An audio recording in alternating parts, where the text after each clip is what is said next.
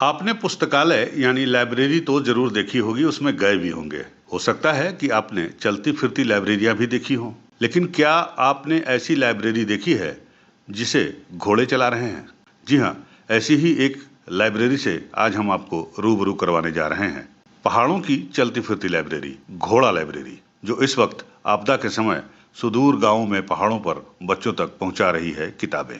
उत्तराखंड की चलती फिरती घोड़ा लाइब्रेरी उत्तराखंड की पहाड़ों की वादियों में चलती फिरती लाइब्रेरी को बच्चे खूब पसंद कर रहे हैं। बच्चे पढ़ाई से महरूम ना रहें, इसके लिए ये कवायद शुरू की गई है और गांव के कुछ युवकों की ये पहल अब रंग भी लाने लगी है।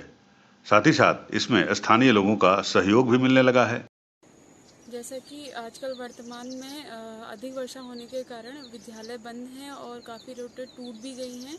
तो इस समय पर हम घोड़ा लाइब्रेरी के माध्यम से गांव-गांव में और बड़े दुर्गम इलाकों में जाकर के पुस्तकें बच्चों तक पहुंचा रहे हैं। इसमें पुस्तकें हमें संस्था द्वारा दी जा रही है और घोड़ों की जो सहायता है वो कम्युनिटी द्वारा हमें प्रोवाइड की जा रही है। जिसमें बेशक इस वक्त उत्तराखंड के स्कूल बंद हैं, छुट्टी है और बच्चे स्कूल नहीं जा पा रहे हैं, लेकिन किताबें उन तक आराम से पहुंच रही हैं।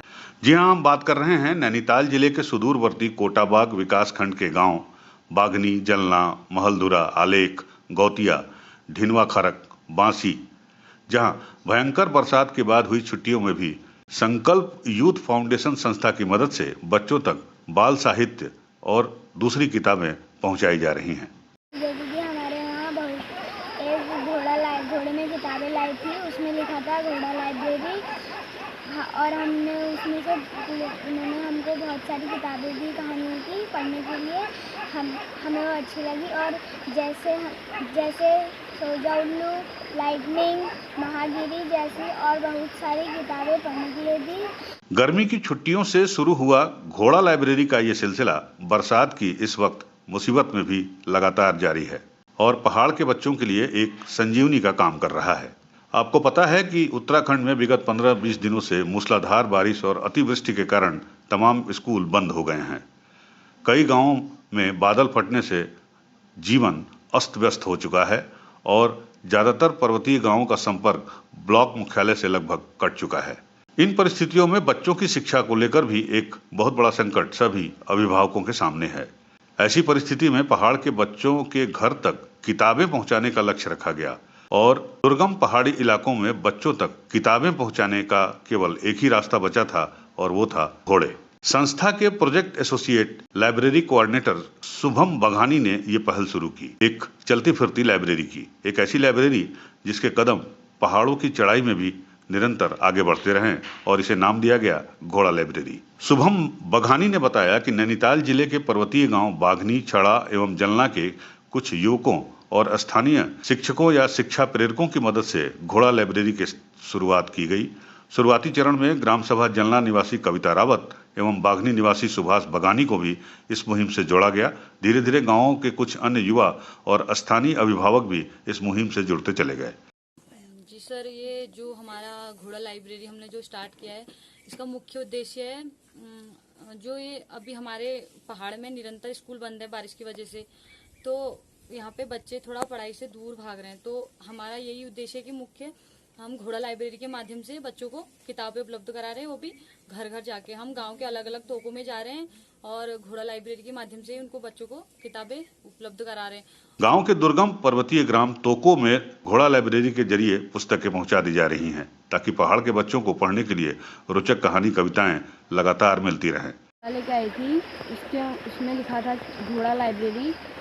उन्होंने हमें कुछ किताबें दी पढ़ने के लिए, जैसे सूझा उल्लू, लाइटनिंग और ऐसी बहुत सारी कहानियों की किताबें।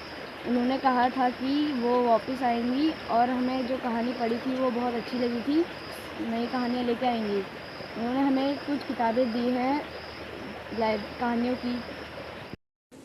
आज हमारे स्कूल में घोड़ा लाइब्रेरी आई है, उसमें से हमें एक बुक मिली है, पोने दिया चकमा। आज हम घर जाके इसे पढ़ेंगे।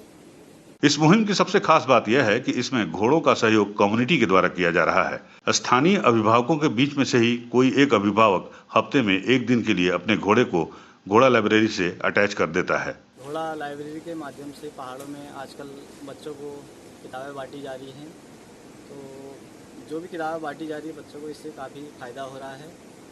बरसात में बारिश के कारण स्कूल है काफ़ी टाइम से बंद हैं, तो बच्चे शिक्षा से कहीं ना कहीं इन चीज़ों से दूर होते जा रहे थे। तो घोड़ा लाइब्रेरी के माध्यम से जो भी बुकें बच्चों को बांटी गई है तो शिक्षा में काफ़ी फ़ायदा हुआ है। हम लोगों ने भी अपनी तरफ से काफ़ी मदद की है, मुफ्त घोड़े इन लोगों को मुहैया कराए हैं बुकें बांटने के लिए। कहते हैं अगर मन में कुछ करने की चाहत और लगन हो तो इंसान के लिए कुछ भी नामुमकिन नहीं है और विपरीत परिस्थितियों में भी वो अपना लक्ष्य हासिल कर लेता है। तमाम मुश्किल हालात भी उसके आड़े नहीं आता और ऐसा ही कुछ शुभम और उनकी टीम ने इन पहाड़ों पर करके दिखा दिया है। गर्मियों की छुट्टियों से हम लोगों ने घोड़ा लाइब्रेरी की शुरुआत की थी। इसमें हम लोगों ने, क्योंकि पहाड़ के बच्चों के पास इतने ज़्यादा संसाधन नहीं होते हैं और यहाँ पर कनेक्टिविटी की भी समस्या रहती है, इस वजह से हमने लाइब्रेरी की बुक्स घर घर जाकर घोड़ों के माध्यम से बच्चों को उपलब्ध करा रहे थे। अभी जुलाई के माह से जब विद्यालय खुले भी तो उसके बाद अभी वर्तमान की परिस्थिति ये है कि बरसात के कारण और आपदा की वजह से उत्तराखंड में अधिकांश क्षेत्र आपदा की मार झेल रहे हैं। इस वजह से विद्यालयों में भी अवकाश करना पड़ा है। विद्यालयों में अवकाश के कारण कहीं ना कहीं बच्चों को लर्निंग लॉस हो रहा है। इस वजह से हम लोगों ने पुनः एक बार घोड़ा लाइब्रेरी की शुरुआत की है। हम लोग आपदाग्रस्त इलाकों में जाकर घोड़ा लाइब्रेरी के माध्यम से अलग अलग पर्वतीय गांवों के तोकों में बच्चों को लाइब्रेरी बुक्स उपलब्ध करा रहे हैं। इसमें कम्युनिटी का भी हमें बहुत सहयोग मिल रहा है। कम्युनिटी द्वारा हमें निःशुल्क घोड़े उपलब्ध कराए जा रहे हैं और हमारी संस्थाओं द्वारा बुक्स घोड़े पर लाद कर अलग अलग तोकों में ले जाई जा रही हैं और बच्चों को प्रोवाइड की जा रही है। यूपी न्यूज़ 9 के लिए कोटा बाग नैनीताल से कैलाश सुयाल की रिपोर्ट।